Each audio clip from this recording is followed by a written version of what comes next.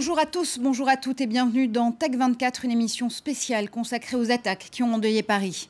Signal ou Telegram, des applications cryptées et prisées par les djihadistes. L'utilisation de ces systèmes de messagerie chiffrée met une nouvelle fois la pression sur leurs concepteurs. On en parle dans un instant. Le collectif Anonymous relance son offensive en ligne contre l'organisation de l'État islamique. De nouveaux groupes prennent part à la bataille. On fait le point sur la guerre des tranchées numériques. Mais d'abord, elles s'appellent Signal ou Telegram et permettent à leurs utilisateurs d'envoyer des messages cryptés.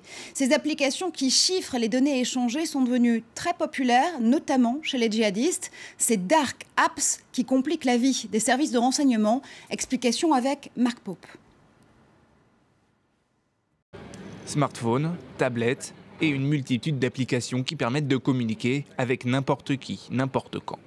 Une liberté qui profite à tous, y compris les groupes terroristes. Beaucoup des caractéristiques mises à la disposition du public sont en effet utilisées et détournées notamment par l'organisation de l'État islamique. Ainsi, l'application Telegram fait l'objet de toutes les attentions.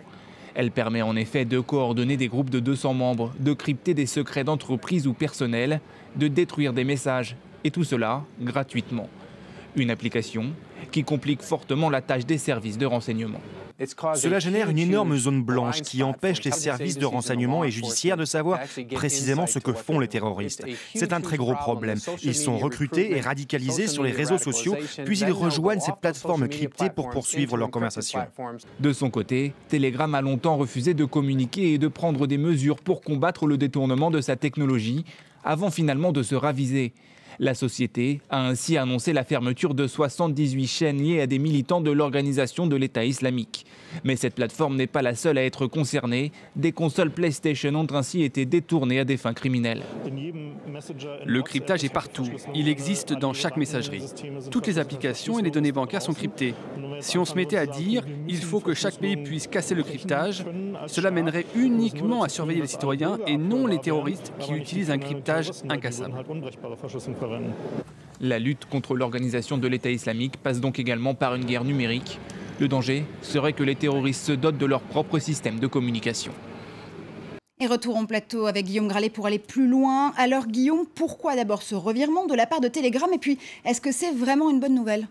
C'est pas si simple, Marjorie, parce qu'il reste très facile de créer un nouveau compte sur Telegram, comme d'ailleurs sur Twitter avec une autre identité. Il est également facile d'avoir des messages, de diffuser des messages et d'être entendu sur des plateformes très inhabituelles, très surprenantes, comme des plateformes de jeux vidéo. C'est ce qui a d'ailleurs inquiété le ministre de l'Intérieur belge, Yann Jambon, il y a très peu de temps. D'ailleurs, il y a 6 mois, un adolescent autrichien s'est fait incarcérer parce qu'il avait téléchargé sur sa console de jeux vidéo un plan pour mettre au point une bombe. En fait, on assiste aujourd'hui à une course-poursuite geek entre les djihadistes et ceux qui veulent les empêcher de mettre au point des attentats. Les services de renseignement râlent quand on supprime des comptes parce qu'il y a des sources en moins. Et le vrai danger, Marjorie, serait que les organisations terroristes dotent elles-mêmes de leurs outils de messagerie cryptée. Oui, sauf qu'aujourd'hui, on sait que cette bataille, elle se joue à la fois online, mais aussi offline. Alors, est-ce que combattre la cryptographie peut vraiment affaiblir les djihadistes ?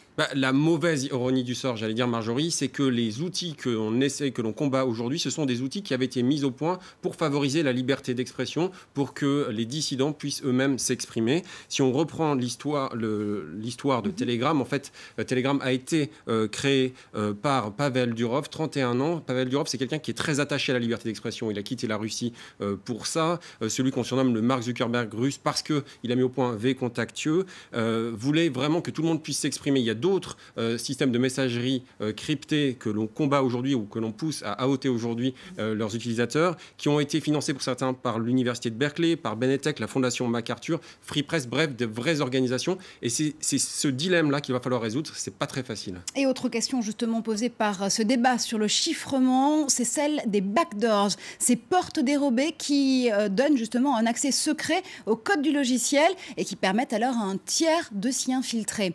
Ça fait plusieurs mois que les gouvernements font pression sur les compagnies comme Apple, Facebook, Twitter ou Google pour qu'elles acceptent d'en ouvrir et elles essuient un refus de leur part au nom de la protection de leurs données et des données surtout de leurs utilisateurs. Alors la Silicon Valley pourra-t-elle encore longtemps faire de la résistance ?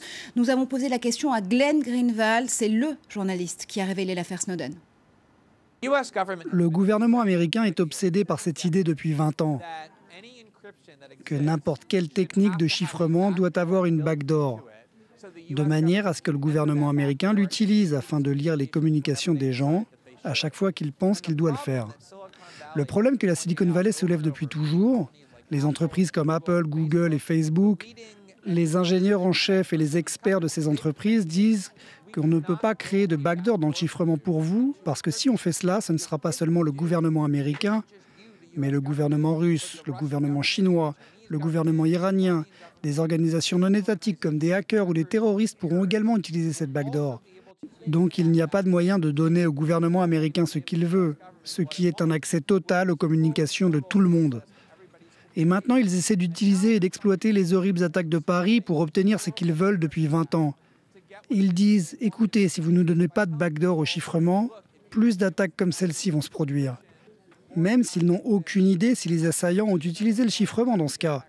Ce n'est pas de cela qu'il s'agit. Il s'agit de mettre la pression sur les entreprises de la Silicon Valley afin qu'elles ne protègent pas la vie privée de leurs utilisateurs. Et après les attaques de Paris, Anonymous déclare une nouvelle fois la guerre à l'organisation de l'État islamique. Voici la vidéo qu'ils ont postée pour lancer l'opération. Ces attentats ne peuvent pas rester impunis. C'est pourquoi les Anonymous du monde entier vont vous traquer. Oui, vous les vermines qui tuent les pauvres innocents. Oui, nous allons vous traquer.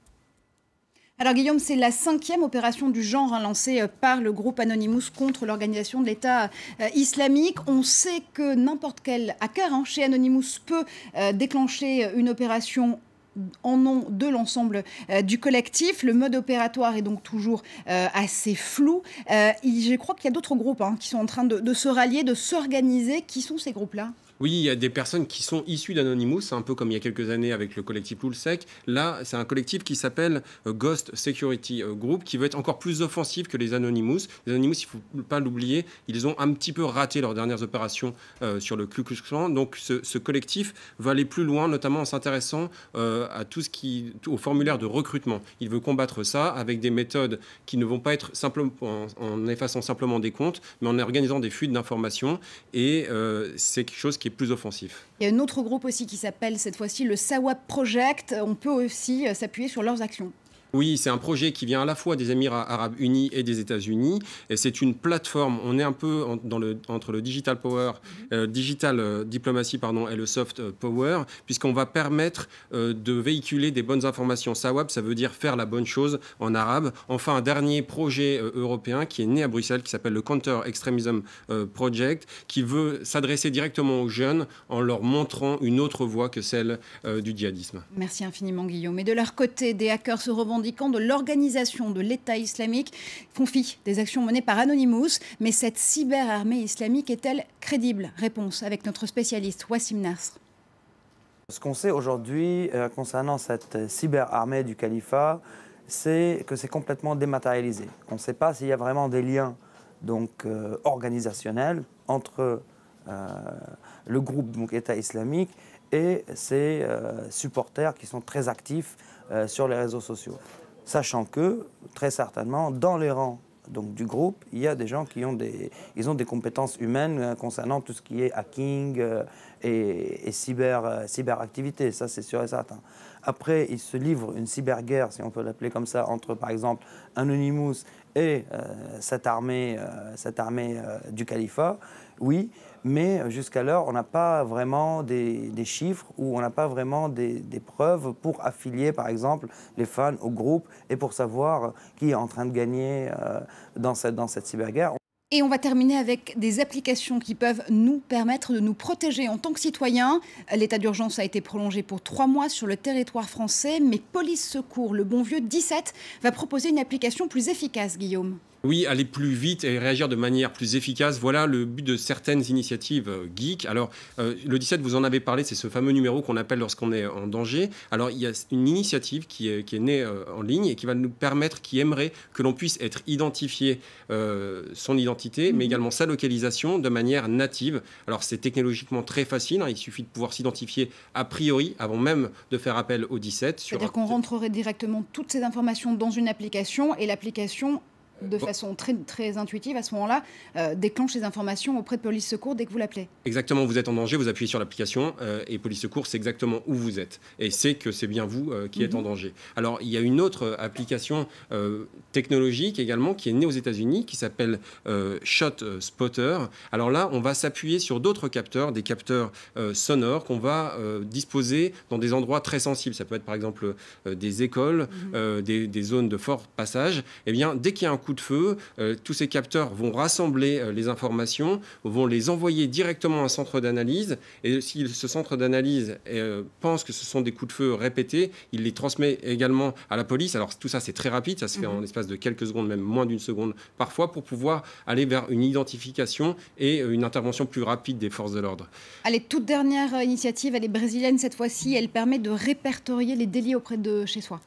Oui, alors là, on est également dans l'échange d'informations. Ça s'appelle SMAP, c'est né au Brésil, mais ça peut intéresser énormément d'autres pays d'Amérique latine. Là, on est sur une plateforme ouverte qui va vous permettre de répertorier des choses qui n'ont pas été sues du grand public et puis surtout qui va vous donner accès à des informations très précises, notamment la localisation des postes de police. Encore une fois, on est dans l'aide aux populations qui peuvent être des cibles. Merci infiniment, Guillaume, pour toutes ces explications. Vous l'avez compris, c'est la fin de cette émission. Merci à vous de l'avoir suivi. On se retrouve comme chaque semaine sur Facebook et sur Twitter avec le hashtag TAG24 à la fin de vos messages. Restez connectés, on se retrouve très très bientôt en plateau.